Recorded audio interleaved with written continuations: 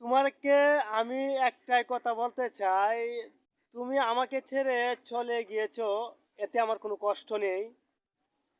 আমার কষ্ট শুধু একটাই, তুমি যার হাত ধরে চলে গেছো সে তোমাকে কখনো সুখে রাখতে পারবে না। কারণ সে তো তোমার মনের পাগল না, সে হলো তোমার দেহের পাগল। যখন তোমার যৌবন সবকিছু শেষ হয়ে যাবে, তখন তোমাকে ছুঁড়ে ফেলে দিবে ডাস্টবিনে। সেদিন তুমি বুঝবে যে রাসেল কি জিনিস ছিল। তখন তুমি যদি আমার কাছে ফিরে আসো, হয়তোবা তখন আর কোনো কাজে আসবে না। কারণ আমিও যে একজন পুরুষ, আমারও একটা জীবন রয়েছে।